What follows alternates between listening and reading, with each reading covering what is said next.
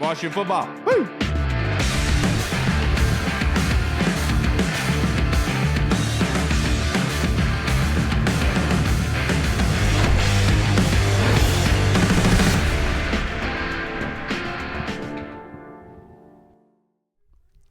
Hello, everybody, and welcome to the Burgundy Zone. I am your host, Kyle. I'm joined by my co-host, Michael Reed. I'm pretty sure Hall is going to be joining us at some point during this podcast, but we got some great guests lined up for you in this episode.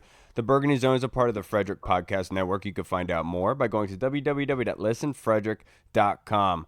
But the title of this episode is, my man, we got to talk about the building together. And I recently, you saw them working out together. Bobby Wagner had a really cool quote that he said, to Zach Selby, the team editor of the Commanders, talking about, the best teams that he's been a part of are the ones that really work together in order to get there. And so I wanted to ask you, Reed, at this point in time, how are you feeling in that sort of process?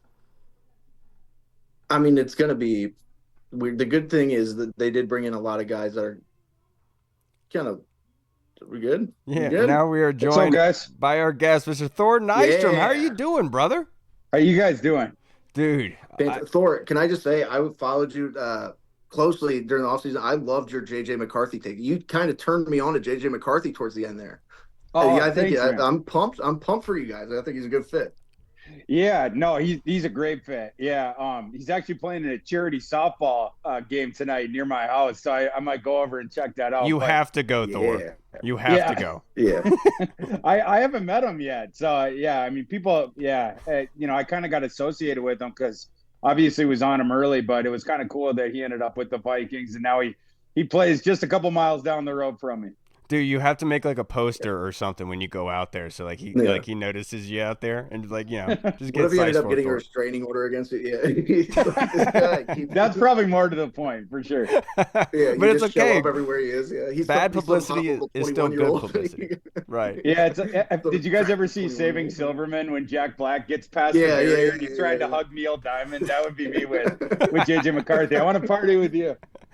Absolutely, Thor. Let's bring this into the fantasy realm, brother. I know I hate to bring this away from Minnesota, but I do want to ask you a Minnesota question later on. But besides, I guess you could go with, what is your rankings with Jaden Daniels just based on quarterbacks heading into this season? Overall or with the rookie class? It could either or, whatever helps explain it better. Yeah, I mean he was my QB2 in the class and number 2 overall. And as far as fantasy goes, you got to have him way high up there, even as a rookie. Obviously, the passing system's advantageous. You guys have weapons there, but the real point for fantasy is that guy enters the NFL as one of the 5 best scramblers of all time. Right. And we know that that's a cheat code in fantasy, so you got to prioritize him right near the top. Him against Caleb Williams is kind of interesting, as far as the discussion with fantasy. But, Jaden, even as a rookie, yeah, I mean, he's going to do really, really well. And the running ability, goes with that. I'd probably be closer to consensus on that, maybe a little higher. I don't know what the consensus is right now. The guy that I would tell everyone that the Commanders picked to go out and get in dynasty leagues late, use a flyer. Last year, this time I was saying Puka Nacua. This year is Mr. McCaffrey. That kid's good. Yeah, and I was banging the drum for him all process. He ended up going right about where he was on my board, and I was higher on him than most. But Washington saw in him exactly what I saw, and he's a perfect fit for Jaden Daniels' game, because I don't think what people understand about Luke McCaffrey is that kid has a preternatural ability to win downfield, contested catches, and then the 20-plus yarders. His quarterback play at Rice was absolutely atrocious, but he caught all these balls downfield, and he takes licks. He'll see the ball in, but he'll take a shot to get it in. I saw numerous plays where his helmet was popping off, but the concentration that he has to see the ball in, and then like I said, the downfield stuff. The quarterbacks, the placement wouldn't be very good, and it could be into double coverage. And as long as he can get his hands on it, he's bringing it in. He doesn't drop any balls. And it's such a good fit with the quarterback game, as we know with Jaden Daniels. Loves to throw that ball vertically. Malik Neighbors, even, most of his targets last year were slot fades. Brian Thomas didn't do anything but go downfield. Right. Jaden Daniels loves attacking down the field, and Luke McCaffrey can go down there and win. Yeah, and I mean, first of all, he tested very well athletically, as we all know. We all know the family that he comes from, and how can you bet against a white slot receiver? You know what I'm saying? Those guys have had some success over the years. But what are your feelings on the Commanders' running back room right now? Obviously, they signed Austin Eckler. He's in all the memes of this is the new Commanders' offense. But I think a lot of people are forgetting about Brian Robinson. Brian Robinson is a dog. For sure. Yeah. I think that probably turns into a timeshare, right? Like with Eckler on the field for the passing downs, and then Robinson getting the early down stuff, and also the goal line stuff.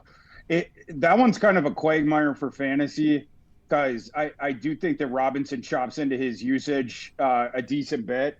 He's a better runner.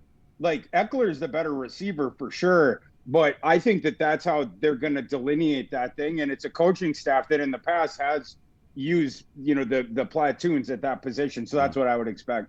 Absolutely. And then Minnesota, the Vikings have a similar situation to Washington, whereas, they're coming in with a rookie quarterback, and obviously Mariota could surprise us all and start the season, but we don't expect him to. But with J.J. McCarthy and also with Jaden Daniels, having weapons like Justin Jefferson in Minnesota, Terry McLaurin, Jahan Dotson here, a lot of people are going to say it's going to take a while for you to win football games. But Thor, in your opinion, what's the best way in order for these quarterbacks to win now? Well, I mean, in terms of Washington, it's just for the rest of the ship to come up. But I think they destroyed the process, so that the talent is on hand now, and you have the correct quarterback. I think the staff there that they put together is good too. And then with Minnesota, it's all going to come down to fixing the defense. Like, I think when they put McCarthy in and when Hawkins, here's what I expect. I expect them to give Darnold the first month, because Darnold used to be buddies with, or he is buddies with Josh McCown. They played together with the Jets. They go way, way back. And, they sign him. I think they just give him the first month. And J.J. McCarthy just turned 21 I think it was in January. So because of all those different things, I expect him to get the first month. But I think JJ takes over just about right when TJ Hawkinson comes back. The offense, the rest of the offensive position for the Vikings, they're absolutely stacked. They have dude. Yeah, their top two receivers are awesome. They have two good tight ends. One of them is one of the best receiving tight ends in the league. And they have one of the best tackles. Yeah, Jesus Christ. I mean, and by the way, Aaron Jones too. You go from Alexander Madison to Aaron Jones, that is going from this planet to Mars in terms of talent level. Like the jump up there, and a guy that can catch passes too. But for the Vikings, it's just the defense, which has been the bugaboo in recent years. I wouldn't expect it to be playoff caliber in year one, but they'll be building that up. They're going to probably have another top 10 pick next year, and then the most cap room in the NFL. So I expect the fun to start in Minnesota 2025. Yeah. What do you make? I mean, just staying on Minnesota, what do you make of those rumors that they were trying to trade up for Malik Neighbors? I don't believe them. Yeah, I don't buy them. They were going to trade Justin Jefferson to go for an unproven rookie. That's where it falls apart for me, because to get the Justin Jefferson trade, that would have been an enormous. He's the best receiver in the NFL. Thing. Right. Yeah, you're not going to make that trade while the draft is going on that Thursday night. And so there's been reports from Florio, and then there was a local guy, Charlie Walters, that reported that. I haven't seen that report from anybody else, but both of them, it was indicating the same thing of like, oh, they would have traded up for Neighbors, and then they would have traded Justin Jefferson. But I don't think you could have traded him to the Chargers, or why would the Chargers have been interested? It's a run-first team. And they're not going to get a first-round pick back.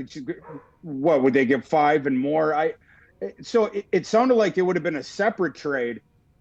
Consummated on Thursday night? Like, you're not going to trade them for 2025 equity, right? So, like, if you're going to make that trade, I mean, maybe they end up doing it. Like, we don't know behind closed doors, because, the Vikings have already offered him the richest wide receiver contract in history, and maybe even the richest non-quarterback one in terms of money.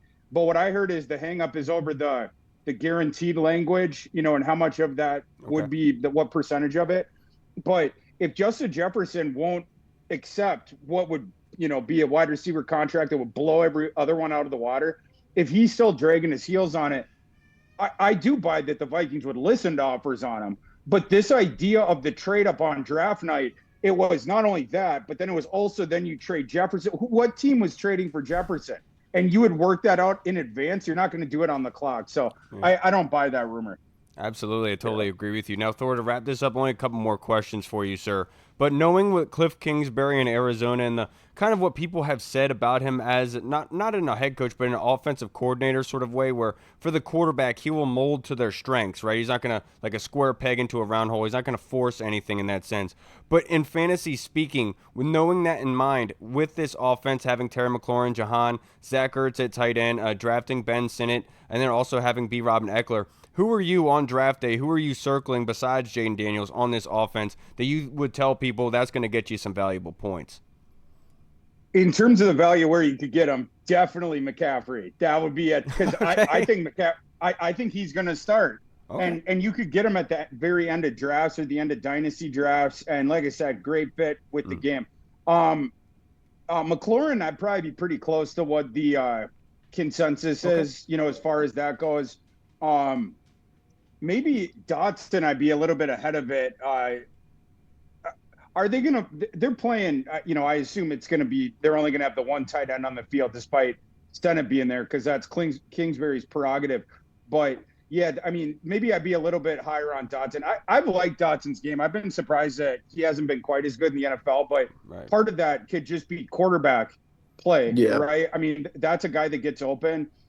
He makes plays. Yeah, for sure. And once you get that quarterback play, I think it's going to play up. The other guy I'd advocate for dynasty guys is Sennett. I love Sennett. Sennett was my tight end too the entire process. Was another guy I was banging the drum for. Yeah. Like the Commanders and me, like on draft weekend, we were simpatico. Like every pick they were making, I was like, that's exactly who I would have taken. Sennett, I comped to Sam Laporta, who I think you guys know. I loved him last class. I'm an Iowa graduate, so I watch all their games live. I love Laporta. I see a lot of his game in Sennett. But yeah, working him onto the field, obviously with Ertz there, I don't know what the year one utility is, but starting year two for sure. That kid, and by one other thing I'll say about Sennett, this is a sneaky thing about Sennett that people should sort of keep in mind. Jaden Daniels, you guys know, we talked about it with the McCaffrey thing. He went downfield so often, and he has that great feathery touchdown field. The one thing that he got, criticized for, or at least it was brought up during the pre-draft process, was in that offense at LSU, they did not throw over the middle quite as much between the hashes. You guys recall this discourse. Well, Ben Sinnott, usually we talk about this with quarterbacks, sometimes with receivers, never with tight ends, about where they do their damage. Ben Sinnott got an enormous amount of his usage in college, 10 to 19 yards down the field between the hashes. I think he, more than any of these other guys on the roster, will help Jaden Daniels going forward, attacking that intermediate sector between the hashes. You have to win there in the NFL. You can't just have your offense be running four verticals and then on times where someone, you don't like the look, then you scramble. You're going to have to attack that middle of the field as well, merely just so the defense will cover it, right? And then you can open up spacing and one-on-one shots with your other stuff. Sennett is going to allow Daniels to do that. He's so skilled at that. And then this is what reminded me of Laporta. He has the ball skills. Sennett, he went to college. He was 205 pounds when he signed with Kansas State as a walk-on fullback. Put on 50 and then pounds. He sort of, what's that? And then he put on 50 pounds to be able to make. And then he put, yes. And like back in the day, he was an awesome athlete in Iowa, played all these different sports, but he didn't get big until he got into Chris Kleinman's strength and conditioning program at Kansas State. But he retains those ball skills. Then he'll get upfield really quick, like the transition from the catch to becoming the runner. And then he starts breaking tackles is the thing that reminded me of Laporta. So another thing to keep in mind. But yeah, he's a dynasty target for people for sure. My man, that's why I love talking to you, Thor, because you get me sized up, man. And I want to ask you one front office move that Adam Peters and company have made that have, like, you would say would be the best, and obviously you'd have to exclude Jaden Daniels, which is probably the easiest, and I would also add in here Luke McCaffrey, because I know you love the pick as well. But besides that, is like even like the hires of scouts and other things like that, is there anything that really jumps out to you to say, wow, they are on the ball? Well, the other one that I would say, it was the UDFA process, and it's one where a lot of fans overlook it. the reason that I do the UDFA class rankings is because every year in the NFL, somewhere between 20 to 25% of the snaps taken are from UDFAs. Like, people don't understand how valuable that is or how much production the NFL gets from UDFAs. UDFAs give the NFL more production than the 6th and 7th round combined, and you have to cleave off like half the 5th round to start to become close to commensurate with that.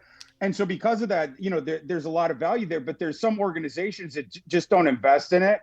You need the ownership behind it to invest the money, which is pocket change for an NFL organization, but some won't do it because it's like, oh, we're just going to cut these guys.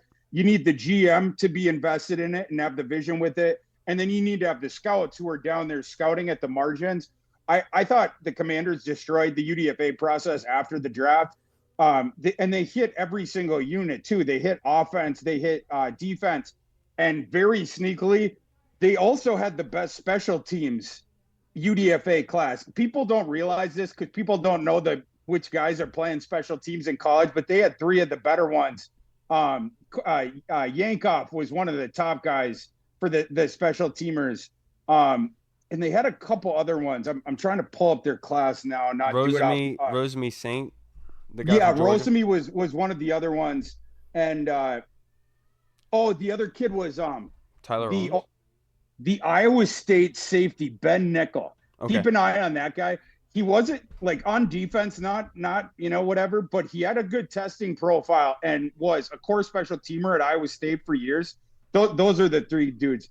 But all 3 of those guys, like I did I never published this, but I did like the top 10 to 15 guys, like special team, not kickers, not punters, not return guys, but like core type special teams guys, the top graded dudes from college that played, 150 or more snaps per year, whatever my cutoff designation was. All 3 of those guys were in the top 10. Wow. So, and Yankoff was the number 1 fullback dash H-back in this class. Like, if you don't consider guys, like Sennett is an inline guy. Like, I hate it when people call him an H-back. But, like, some people did try to put some of these other guys in these buckets. But Yankoff, in my rankings, was the top fullback dash.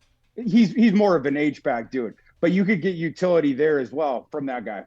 Yeah, the number 1 selling jersey. He should make a team if he does. He's going to be a hot ticket jersey. And as soon as if he only plays special teams and they can like trademark the slogan "Yank off the special teams," that's going to change the NFL. And on that note, Thor, I can't thank you enough for joining us, man. It's such short notice. You're a champion for doing this. I hope you go enjoy the softball tournament, going to see JJ McCarthy. Hopefully you don't get a restraining order like Reed has had too many placed on him. But before we get out of here, Thor, just like to provide your social media handle and your show, just in case anybody watching hasn't followed you yet, sir, and would like to.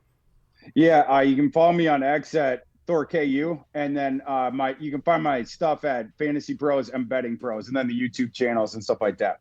Thank you, Thor. Enjoy your night, sir. Be safe. Appreciate it, boys. Thank you, brother.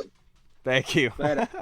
I love talking to Thor, dude. Dude, Thor's the man. Like I said, I hated JJ McCarthy at first. I didn't really watch him too much. I was just like, yeah, he sucks. He's a frat boy. He's like, well, Thor Twitter literally made me like, actually, JJ McCarthy's not that bad.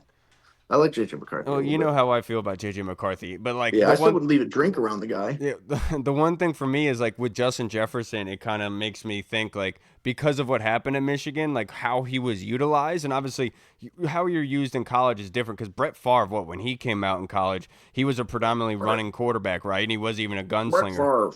Brett Favre. And so like when he got to the NFL, it was completely different, right? And so you can't really put that label on him. But just thinking about it from Justin Jefferson's mindset, it's not like that's something you're going to be thinking, I'm going to be getting a bunch of targets like I had before, right? And so that's the one area you want to kind of back off a little bit in. But Reed, let's answer some fan questions before you have to get out of here. I know it's soon because you got a lot going on. But we had one submitted by the Colonel, sir. And this one is, Of our 4 most recently departed free agent quarterbacks, Brissett, Howell, Heineke, and Wentz, who, if any, has the best chance of becoming a starter in the 2024 season? I would say in the 2024 season, probably Brissett, just based off of what Drake May like. Look, I've never been on the Drake May train. I'm not a Drake May guy. I didn't want Drake May. I was Jaden Daniels all the way. You know what I'm saying? And it's true what they say. Drake May was not ready. He's not ready to be an NFL cornerback. But who's gonna be? I still Sam Howell. I love once he Sam Howell gets a shot. Sam Howell's not going to let it go up there in Seattle. I don't think so. I think that he's perfect for that offense right now, and I think that situation's tough. But to start 2024, I would say it's got to be Brissett. Yeah, and then with Wentz, obviously, he's in LA with the Rams, right? If I'm not mistaken, Yeah. Lord knows something would happen to Stafford, but just based on like right now where they're provided with, I think Heineke is probably last on that list, Colonel, just because they spent a high capital on Penix, obviously, just like Reed does on the weekends, but Yeah. they also obviously paid a lot of money for Kirk Cousins, and then with Brissett, with Drake May, how we kind of feel about Drake May. That was my thought, was how they were going to go in the pre-draft for the Commanders, but they went Jaden Daniels. I'm happy they did that just because the pre-draft process really screwed with my head a lot. But if I'm going to say right now who's the best chance to do it, I do think it is Sam Howell. And I really like Tyler Lockett. That's a player that I would go to war with. It's just somebody who works really hard. He always comes up. And he's like one of those just like a Terry McLaurin-esque, just very consistent, always there, dependable. Santana Moss-ish, where like he's Right. undersized and stuff, but like he gets the job done all the time, and he's always there. And they like benefited because like when they lost Doug Baldwin, that was the one concern you had. But then he just filled right in because I think Lockett coming in was like Lockett coming in was more considered like a special teamer, kind of like punt return, kick return specialist, and obviously producing in a big way wide receiver. So if I had to pick one, I would say it's Howell and then Brissett. And I think that Brissett does deserve the opportunity. Nobody has ever hitched their wagon to Brissett, and I think that he really truly deserves the opportunity to start and showcase himself. And he kind of showed that last season when he did step in, right? And that's just my personal opinion. I wanted him back with the Commanders back when he was a free agent. What was that? Dude, you were talking about, that's so funny. You were talking about signing Brissett for years. So literally, like since we started this podcast, like you're like, Jacoby Brissett's going to be out there this year. Why don't we bring him in? He's a nice vet. I'd like to see him start some games.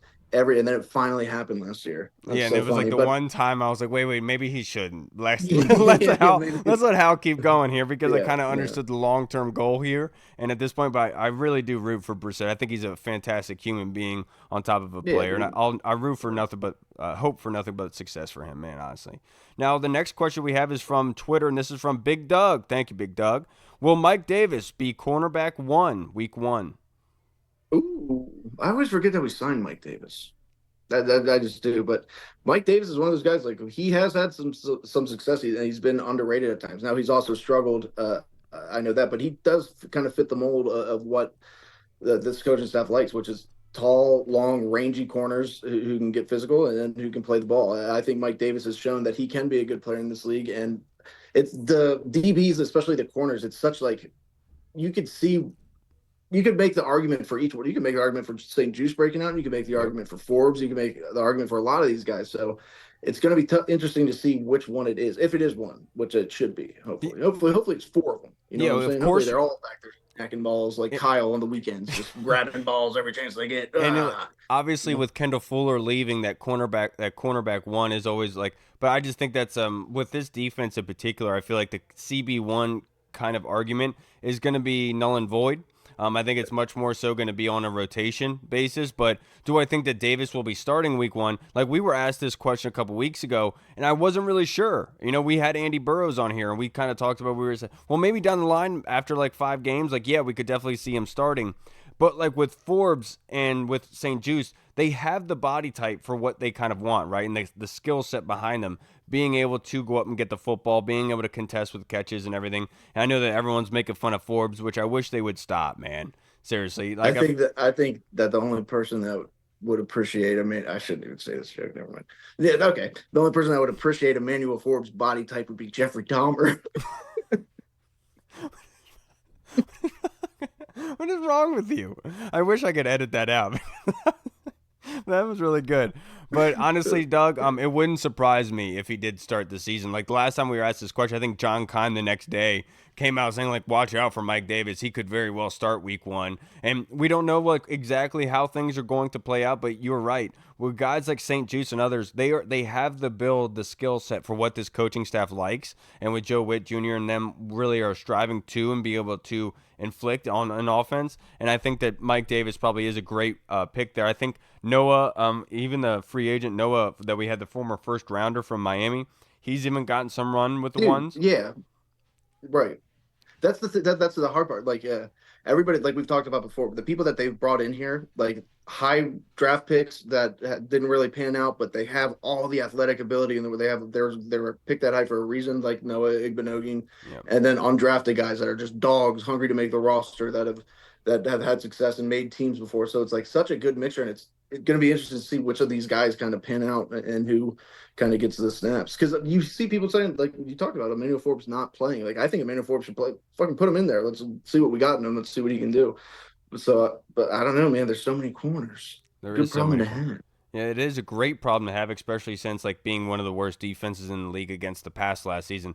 Something you definitely need. Now, the next question that we have submitted, this is from our boy Deuce Alicious on Twitter. Thank you, Deuce. Do you think most people realize that we have a long, long way to go from 4-13 to respectability, and that it's not going to happen in one season?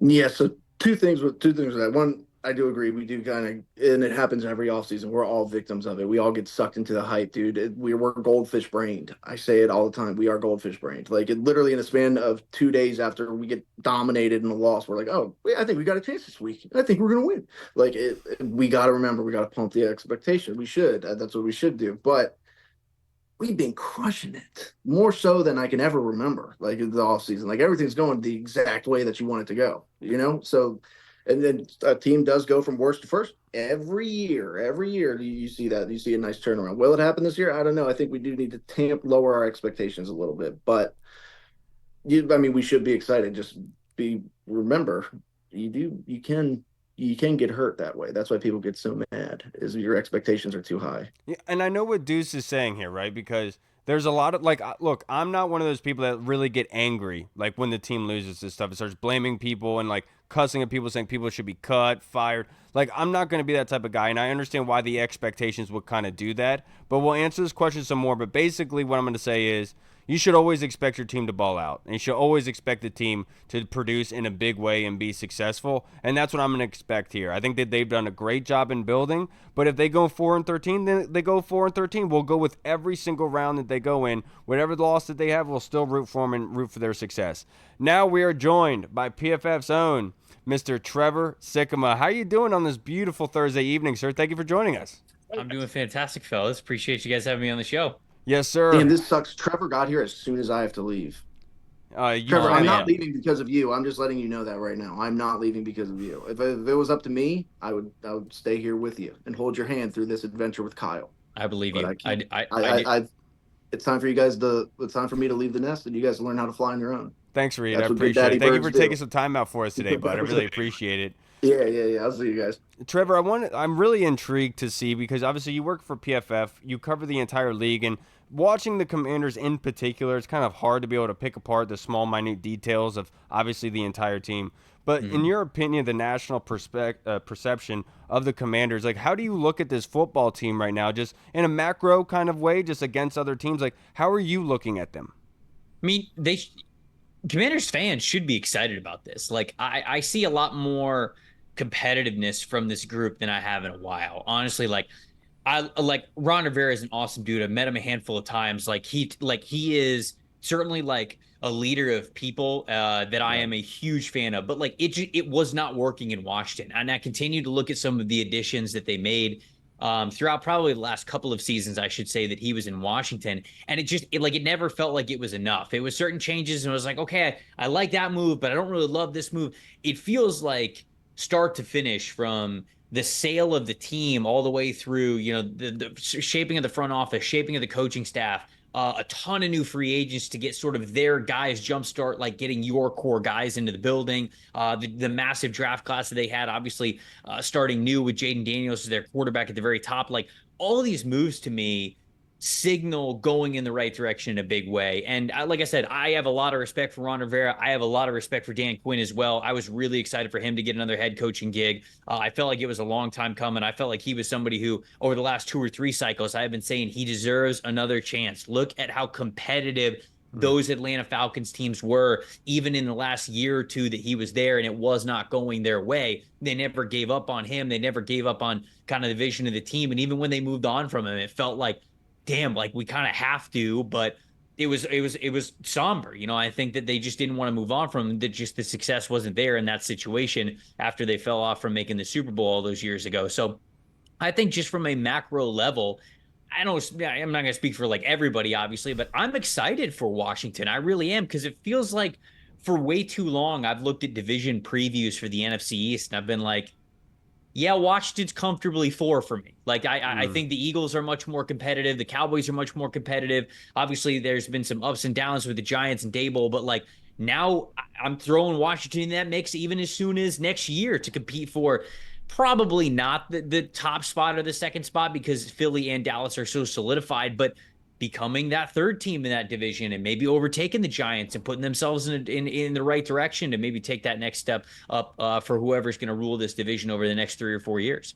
And my next question for you, with Bobby Wagner, obviously he's floated around the league, but the leadership is well noted. But in your opinion, like, what does he bring to the Commanders? Like, I watched him on film last year. Obviously, he does not have the speed that he once had, right? He has been picked on a little bit in the passing game with kind of those crossing routes and zone and all that jazz. But what is Washington getting with Bobby?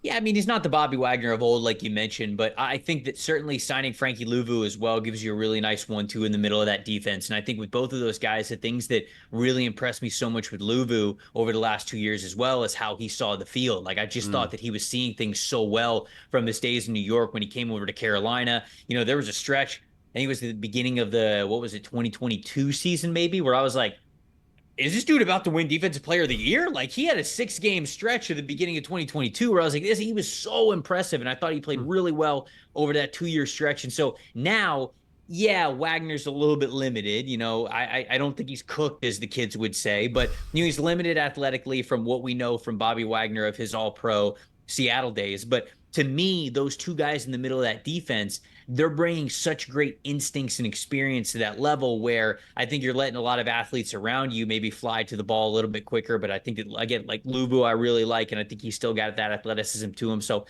look, there's going to be a handful of times this season where the offense is going to purposely put Bobby in conflict, and he's maybe going to give up a catch that he wouldn't have given up 5-6 years ago. But I think you'll live with that given what he's going to be as a vocal centerpiece for that defense. My man, and you kind of talked about Dan Quinn already, but what does he bring to Washington? I asked this to a guest last week, and what the differences between him and Ron Rivera kind of are from a media perspective, and I want to get your opinion on it, because obviously I remember him saying that he counted the days from the last time he was fired as a head coach in Atlanta. So he was ready for this opportunity, just trying to find out how he could get better. So what is Washington truly getting with Dan Quinn? Players respect him a lot, and I think they respect him a lot because he listens to his players, right? He's not just a coach and a coordinator that says, here's my scheme, it's going to work, we're going to put you in whatever spot that I say you're going to be at, and you're just going to have to play it. I think that he is much more fluid in what he knows. His defenses are much more versatile. Yeah, sure, like he's got his heavy cover 3 background, but as the league has gone to more 2-high stuff or more quarter system, like he's been able to adjust. And that's also why, when I look at this defense and, you're signing guys like they've got like Mike Sainristil, for example, is a player who I don't know how much Mike Sainristil would have been great in a lot of other systems, but I trust Dan Quinn to balance out like what he is as a safety versus a nickel corner. Like, I think the same for Jeremy Chin, who I think is a really talented player. He just really wasn't utilized the way he needed to be. We've seen with Jaron Curse and what he was able to do when he was under Dan Quinn's tutelage in Dallas, how he's got that flexibility to him where he goes, okay, what do you do well as a player? Let's put you in positions to succeed. And I think because of that, players are not only going to play their best because they're going to be in good situations, they're going to want to play for you. It's a lot easier to buy into the vision of the team and the camaraderie of the team and all that stuff. Like, when you talk about championship teams, like every single Super Bowl winning team, there's all different ways that you can win a Super Bowl. but a common denominator through all of them is the locker room. Like the locker room was tight. Like we talk about that. Like I was just listening to Kay Adams' show earlier this morning, and Emmanuel Sanders was talking about that Super Bowl 50 season, and he was just like gushing about like the locker room, those guys that they had in there, just how special it was. And I think it takes a special head coach to cultivate a special locker room that can take you to do some special things in the win column and in the trophy room and all that kinds of stuff. So to me, that's why I love Dan Quinn, is because, like I said before, not only did they have that rise to get to that Super Bowl, but even in the years where things were not going to plan, that team never gave up. Like they had 2 years in a row where they started really poorly. I think his final year there, maybe it was, they started like 1-5, 1-6. Like they were cooked. Like it was very clear that Dan Quinn was probably out of there. And yet that team fought back. And I think they were right around 500 or maybe 7-9 by the end of the year. And that was just a testament to how those guys never gave up. They never gave up on their coach. They never gave up on each other. And I think that that's really special. And I think that that could be happening in Washington as well. I'm not sure if you noticed this, but Mina Kimes on her podcast, I forget the other co-host's name, kind of said that Dan Quinn was on the hot seat in year one. Do you see that in any sort of realm? I wouldn't say hot seat. I mean, like it's a special situation that Washington is in. You know, you spend a lot of capital in your free agent class. You draft a quarterback of the future. So I think with that, like maybe to Mina's point, comes a lot of pressure. Like you spent a lot of money. Right. Dan Quinn doesn't have a ton of, well, I shouldn't say it like this either.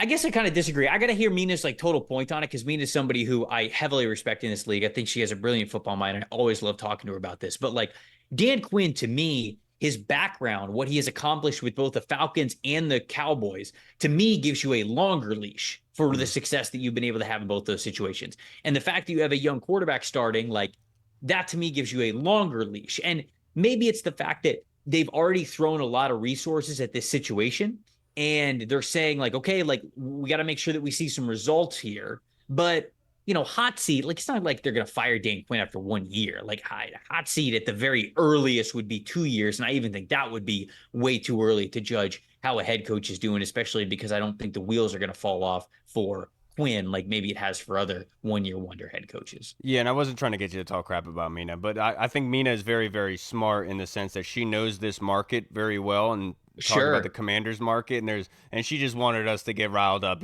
talk about it a little bit. We want to get it out to the light. She's smart in doing so because she did a great job, because we're talking about it right now. But like when you get a rookie quarterback, and obviously Washington did not win many games, they had the second overall pick last year, Trevor. But having this rookie quarterback, having the regime change, I call it the island of misfit toys, bringing in a bunch of guys from around the league that kind of are cast-offs in a way, you could say, just by their coaching staffs and their teams. But how can Washington, because I know you said next year you could see them really competing for the NFC East, but let's just say, how can Washington win now?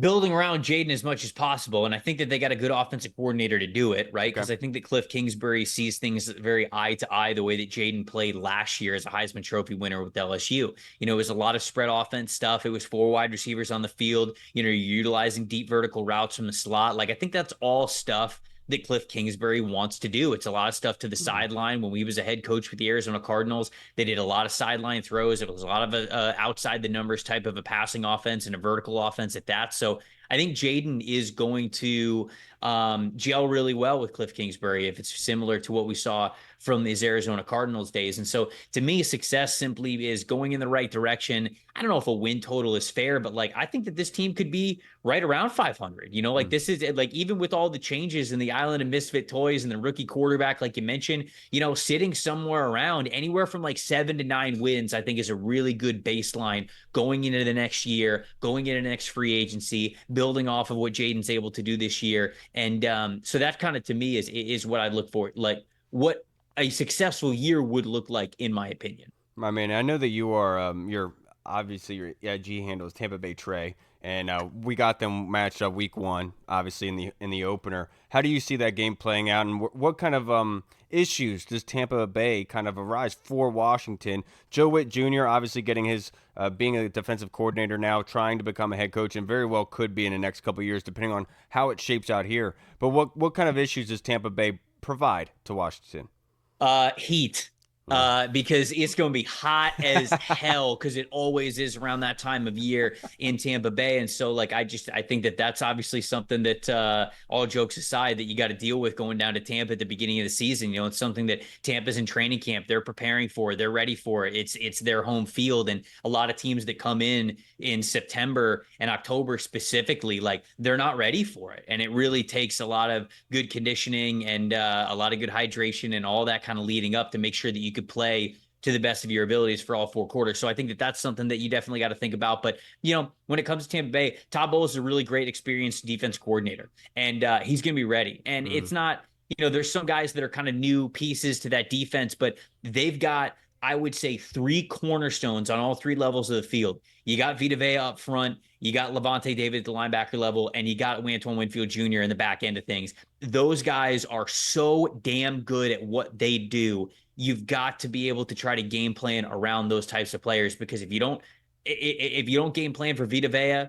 the way that you need to, I mean, there's no quicker distance to the quarterback than straight through where the interior defensive lineman is lined up right over the ball. So that's immediately going to be something that Jaden's got to think about. Okay, this game might be a lot more rolled out passing game, right? We're trying to get you away from him and from Kalijah Cansey. Like, it might be a lot more scramble things. We're trying to move the pocket left or right. We're trying to get out to the sideline. So a lot more design rollouts, a lot more naked play actions, you know, things like that. And I think that they'll have the opportunity to test Tampa's corners, because it'll be Jamel Dean playing CB1 as a full-time guy for the first time, and then Zion McCollum kind of making his full-time starts on the outside. And then in the slot, it's either Christian Izzian or it's some of the rookies that might be able to step up there. So it's going to be a really interesting matchup, and I think it's going to be, honestly, a juicy one for the Commanders wide receivers. And you got to see if the Bucs cornerbacks are up to the challenge. And so I think that early and often you're going to want to challenge them as much as you can to try to put a lot of pressure on that. So that's when I think about, you know, the cornerstones of that defense, how Todd Bowles is going to operate things, and what Jaden Daniels can expect.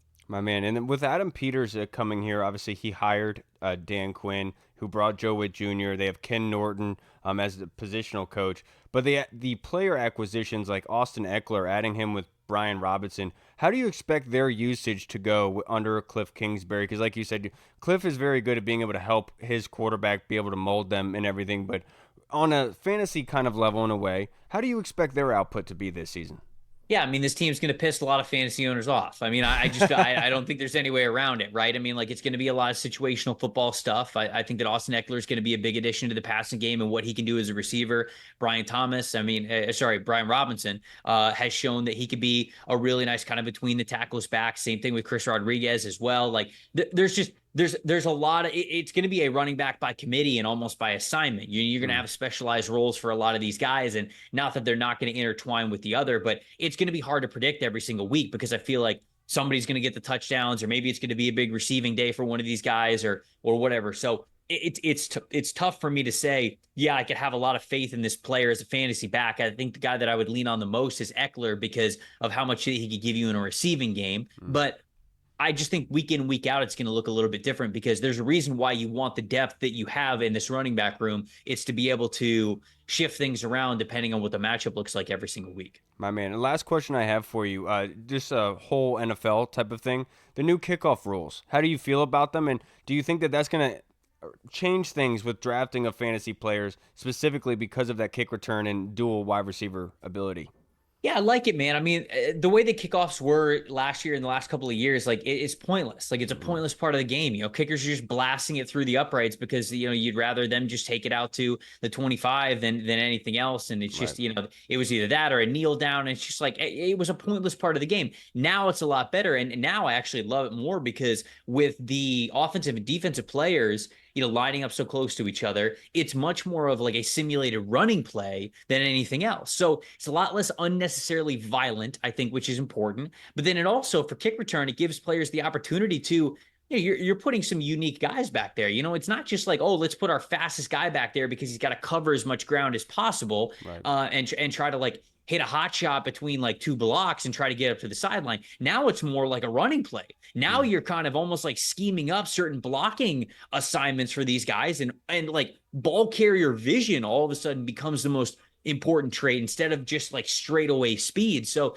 to me, you're going to have a lot of different players that can now be in reliable kick return roles to allow you to switch the field a little bit better and get better field position. And so I don't know exactly what it's going to look like, but I'm excited to see it unfold because I do think that from what we've seen from other leagues, it is a good change and it's a fun one to watch. Yeah, and almost like a Pro Bowl, essentially, with those kickoffs, just a complete waste of time. Hopefully they bring back the skills challenge because we would absolutely love that.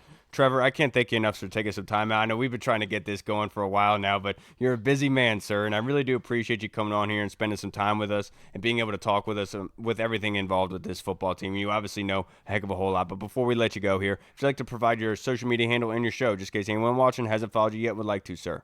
Sure. Yeah. As you mentioned, I'm a Tampa guy. So at Tampa Bay Trey is the Twitter handle. And then we're talking everything NFL draft, whether it's reviewing draft classes, upcoming draft classes, everything over the NFL Stock Exchange channel that is on YouTube. But it was good to be with you, my brother. I'm glad we could finally link up. I appreciate you, Trevor. Have a good offseason. Enjoy it, sir. And hopefully we can provide you guys an L week 1, but we'll see how that comes around in week 1, brother. Enjoy your summer.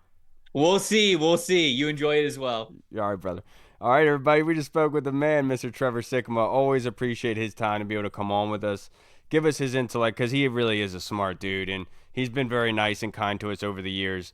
But to wrap this up, boys, let's answer the fan questions that we didn't really get into, but the one that I didn't fully answer was from Deucelicious asking the respectability of going 4-13. Like, we have a long way to go from going there to being in respectability assets, right? And I understand that we as fans, we get very angry when things don't go well. And I'm not saying that you should have, everybody out there should have those expectations. Because I'm different from everybody. If they do lose games, I understand there's a reason why that happens. And I'm not going to be sitting here saying everyone needs to be fired. This guy needs to be benched left and right. Like, we have a history here. We have a hold to it. And I understand that. But in the end all be all, in my personal opinion, I'm going to hope that they do win games, because I understand in the NFL, things are structured in a way to be able to keep things more balanced. That's why they have the draft class that they do. That's why they don't have a lottery system like the NBA that's just very cheap and kind of cheaty in a way. I do believe that it's all based on bounces, and in those bounces in a football game, that the inches difference, the yards difference between a win and a loss, and it all comes down to effort. And it comes down to luck, essentially. And what is the Tom Brady old quote? Better lucky than good, right? And you work hard to get lucky. And essentially, that's what I've seen here. And so am I going to sit here and say that Washington is going to repeat the same win totals last year, or only increase by 2? No. I think that we have the right kind of recipe of guys here. And look, you can call me a homer all you want and say that I'm always going to love this team and say that they're going to make the playoffs, but nobody's sitting here. I'm not going to sit here and say they're going to the Super Bowl this year, but I do think that they could blow the doors off people and make the playoffs randomly. We saw that in 2012. I don't think it's out of the realm of possibility that sort of thing can happen, but you do have to get very lucky, and you do have to work very hard. And I will say we have the coaching staff, we have the player in the quarterback, and we have the players on defense and on the offense that are just hard-working dudes, man. And when you work hard and you come together as a unit, great things can freaking happen. And I know there's a lot of people out there that can attest to that, and not in their daily lives and also in what they do at work, essentially. Now, the next question we have is, this is from Scott Hartley in the UK. Oi! In the 1 Point Safety Show. Thank you, Scott. With both Jason Wright and Josh Harris's wife, Marjorie, saying that the team name is the Commanders for now, can we finally put the whole name change saga to bed? You know better than that, Scott. Of course you can't, because the for now thing is structured in a way, essentially saying this is going to keep going, Scott. The name debate is going to keep going. As much as I cannot stand it and I think it's a waste of frickin' time, a lot of people care about it. And they know they don't want to piss off a bunch of the fan base and turn them off to it. So they have to say for now, right? And that quote, for now, is always going to implement somebody's head. And they are very purposely not saying, no, not at all, because of that reality. You have to kind of play politician here in a way. Do I think it could change in the future? I don't know, man. But I wouldn't put it past them. I don't really care. I think we should. I wish we could win more football games than worrying about the name, because ultimately at the end of the day, like, that's what makes us all happy. And I understand that everyone loves the name and everything like that, and the politics behind it. But at the end all be all, man, I don't care if they're the gobblers. I don't care if they're the unicorns. Like, I don't care what name they truly have. Like, our basketball team is the Wizards. You know, like, we talked ourselves into that one. All right. So, like, it's not that crazy that people look at the name Commander and say, oh, it's not that good. I mean, I get it, dude, but who cares? That's just my opinion. But do I think it's going to fully come to rest? No. And I'm wise enough to know that there's going to be people out there who have a vested interest in this, and they're not going to let it go away. And I talked about this before. There's a portion of people that think that, you know, they've been pushed down and put into a box and they can't say their opinion. I don't want to force people to think that way. It's just, in my personal opinion, it's just not what I'm going to waste my time on, you know, but I've already done enough of it here. Now, the next question we have, this is from Deluxe. Both was beneficial to a rookie, but what do you think will benefit JD5 more, Jaden Daniels more, preseason games or joint practices? I do think it's joint practices, without a doubt, and because of who is on the field. And you're going against the number ones, and I think without the cameras being on in joint practices, like having the entire NFL teams being able to have access to those game film, I think joint practices, you're able to use a little bit more exotic things. You're able to use more of what you're going to be using during the season during that time.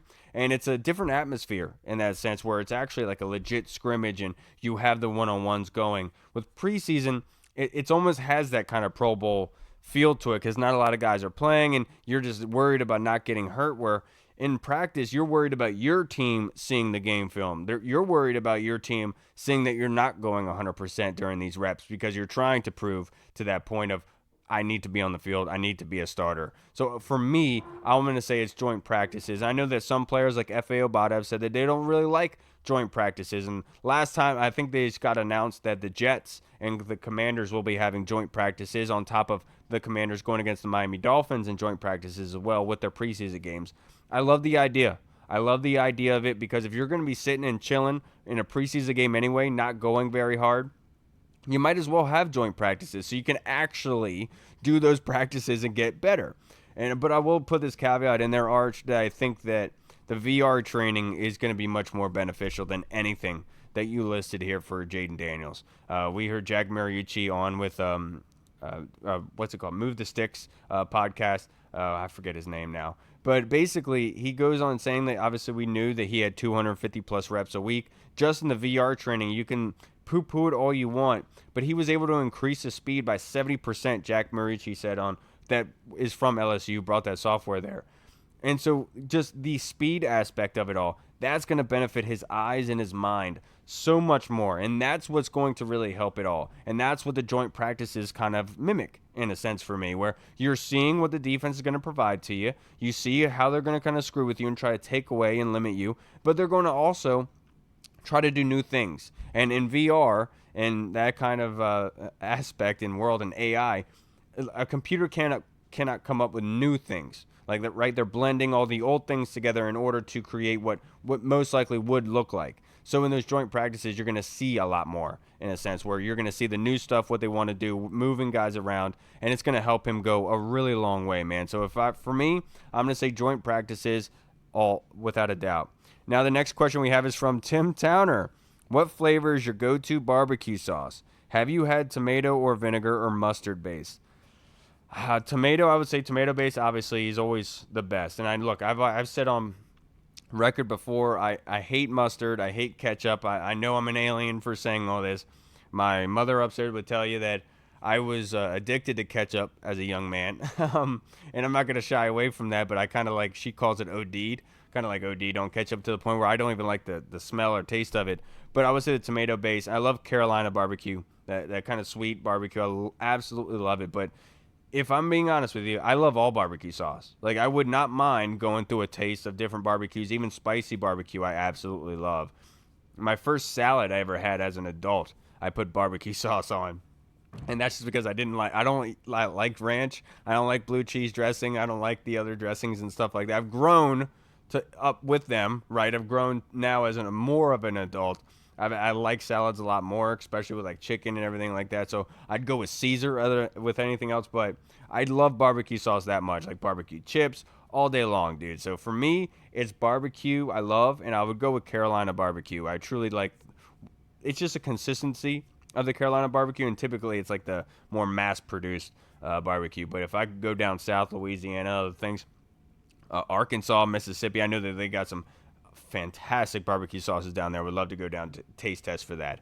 All right, everybody. Thank you so much for tuning in this episode and having me ramble on for the last 15 minutes here. But thank you to Thor Nystrom for Fantasy Pros. Thank you so much to Trevor Sikkema from PFF. Really appreciate them taking some time out for us, answer some questions about the Commanders and the overall of the team. If you made it this far, you guys are a frickin' champion. I know that we've transitioned to 1 day a week. I just want to give you guys an update. Next week, most likely, we are going to be moving to Sunday evenings just to be able to help all of us out, right? Because, like, I felt bad as an organizer of this, like, that we were forcing Reed to have to do this at work. And I don't want him to have to do this at work, like sting later at work just to be able to do this. And I know that he would tell you that he loves to do it. He doesn't care. He'd rather stay late at work and do it. But so we're going to be transitioning to Sunday evenings and trying to make it work for all three of us to be here. Because we don't want to have to, screw guys over in that sense, because they want to be on the show. And I don't want to take that away from them based on the time that is supplied. But we'll see you guys next week on Sunday. So not this Sunday, but next Sunday. Be on the eye for that. But we are moving that weekend. I'm going to try to make it work as best as I can. I should be in the new house at that point. And so we'll see how the setup is going to look. We'll see how it all plays out. But thank you guys. I can't thank you guys enough for all the support you've given us, sending in fan questions for us, and just always being here. And on Twitter, on YouTube, on Instagram, all these, you guys really are awesome. We don't take credit for you guys whatsoever. If you watch this show, like, I really do thank you for doing that. Like, I'll never go on Twitter and I'll say, oh, we have these many subscribers, we have this many followers. Like, I really don't feel that way. Like, in my opinion, I think it's more on you guys. The fact that you take time out of your day. You have a busy day. You have family. You have work. You have stress, anxiety, everything that you have. And the fact that you come on here and just listen to us talk and just talk about our favorite team just like we love to is really cool of you guys. And I really hope you guys understand that and just know how much we appreciate you guys just taking the time out to do it and interact with us. Honestly, like being able to meet up with Andy Burrows, with Doug and everyone, with Freddie, like we're going to be doing for week 1. It really is cool to be able to meet up with you guys. And hopefully in the future, just yell out to us, man. We'd love to meet you, shake your hand, and say thank you for everything you've done for this show. Because we wouldn't be as fun without you guys, of course. Like we've always said that we don't care if there's one person watching. We just really like talking ball with each other and finding out information and talking the Commanders. And I truly mean that from the heart. And you guys just are the cherry on top with all the support that you give us. All right, everybody. Have a great, safe week. Have a good one. Stay cool if you can. Drink lots of water and stay healthy, guys. We'll see you next Sunday. And I'm Kyle, and Hall and Reed aren't here, so that's a weird send-off. But Washington football. Woo! What's up, everyone? This is Kyle from the Burgundy Zone. We are releasing our own merch to support the show. If you want to rock the Burgundy Zone logo or you want to see Reed's face on your shirt, we got it. We're starting with t-shirts, hoodies, and zip-up. So if you're a fan of the show, make sure you snag one before they are gone. Check out the link in our bio on Instagram, or you can find the link in the description of the video. Thanks again for all your support. Until next time.